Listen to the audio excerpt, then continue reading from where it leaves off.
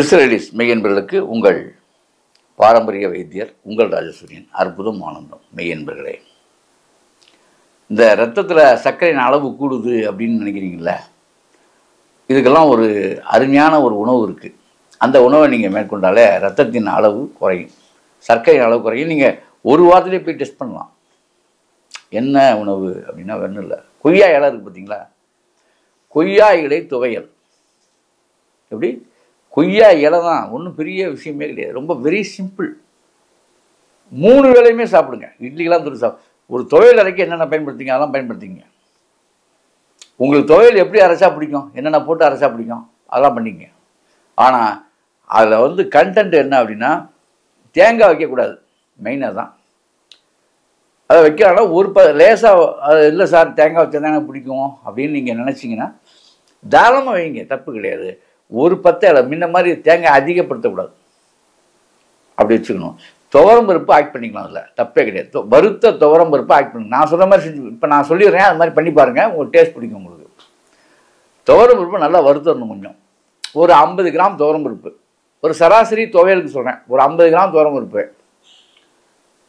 கிட்டத்தட்ட ஒரு 10 இலை கொய்யா இலை, 10 இலை. இந்த இலையெல்லாம் வணக்கணும், நல்லா வணக்கணும் இலைய. துவரம் பருப்பையும் நல்லா துவரம் பருப்பை வறுத்தரணும். துவரம் பருப்பை வறுத்துட்டு எண்ணெயை லேசாக நல்லெண்ணெய் லைட்டாக விட்டு அப்படி ஒரு வணக்கிடணும் கொய்யா இலைய.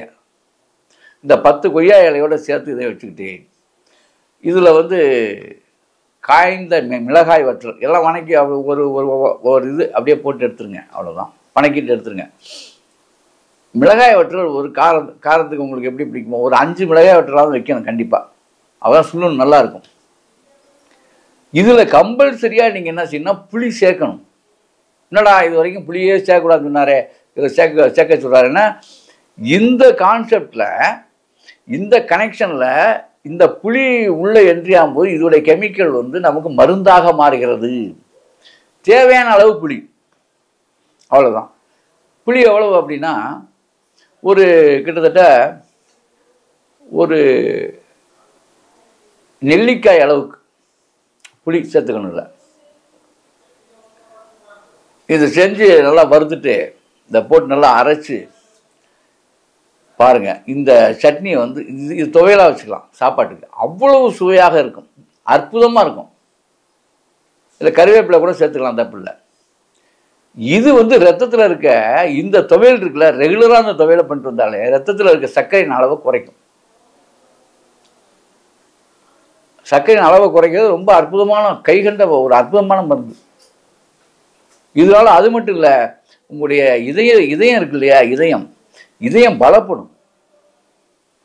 கொய்யா கனிக்கு எப்படி, அதே மாதிரி கொய்யா பழமும் அதே மாதிரி தான். உணவில் கொய்யா பழத்தையும் அப்பப்போ, ஆனால் சாப்பிடும்போது கொய்யா பழம் சாப்பிடக்கூடாது. எம்டி ஸ்டமக்கில் அதில் நீங்கள் சாப்பிட்டு முடிச்சுட்டு ஒரு 2 ஹவர்ஸ் கழித்து நீங்கள் சாப்பிட்ணும் கொய்யாப்பழம். இது ஒன்று. அதுக்கப்புறம் இன்னொரு உணவு இருக்குது. என்ன அப்படின்னா, நீங்கள் அந்த பூண்டு சொன்ன பார்த்தீங்களா, சேம் இதே தான். சுகரின் அளவை குறைக்கிறதுக்கு ஒரு எளிய உணவு. என்ன உணவு? இந்த அரிசியிலே சொல்லுவாங்க கருப்பு கவுனி அரிசி அப்படிம்பாங்க. இந்த கருப்பு கவுனி அரிசியோட பவுட்ரு கொஞ்சம், அதில் ஒரு கைப்பிடி பூண்டு, அதாவது ஒரு 100 பூண்டு கருப்பு கவுனி அரிசி அரைச்சிடணும். நல்லா அரைச்சிட்டு இந்த பூண்டையும் சேர்த்து அரைக்கணும். அதில் கருப்பு கவுனி அரிசியில் பூண்டையும் சேர்த்து அரைக்கணும். பூண்டையும் பச்சை பூண்டை தான் சொல்கிறேன். பச்சை பூண்டு கிட்டத்தட்ட ஒரு கைப்பிடி, கிட்டத்தட்ட ஒரு 50 கிராம் பூண்டு அதில் போட்டுடணும். எவ்வளவுக்கு? கிட்டத்தட்ட 200 கிராம் அரிசி, 50 கிராம் பூண்டு, ஒரு 25 கிராம் மிளகு, அதில் ஒரு 10 கிராம் சீரகம், ஒரு 5 கிராம் சோம்பு, இதெல்லாம் போட்டு அரைச்சிடணும். நல்லா ஒன்றா அரைச்சிடணும். அப்படியே அதில் கொஞ்சம் நீங்கள் உளுந்தும் ஆட் பண்ணிக்கலாம், தப்பு இல்லை. உளுந்தும் ஆட் பண்ணலாம். சார் உளுந்தையும் அப்படியே போட்டு அரைக்கலாமா? கொஞ்ச நேரம் ஒரு 10 நிமிஷம் தண்ணி போட்டாலும் உளுந்து சூப்பராகிடும். அப்படியே போட்டுடலாம். தண்ணியில் போட்டு தான் சொல்கிறேன் அந்த அரிசியை. அப்போவே அரைச்சிடணும் எல்லாம் போட்டு. இல்லை காரத்துக்கு நீங்கள் 2 மிளகாய் கூட சேர்த்துக்கலாம். இதை அரைச்சிட்டு நெய்யில் இதை தோசையாக ஊற்றி சாப்பிடுங்க. ரெகுலராக சாப்பிட்டோங்க. சாப்பிட்டுட்டு இதை வந்து ஒரு 10 நாள் தொடர்ந்து சாப்பிடுங்க.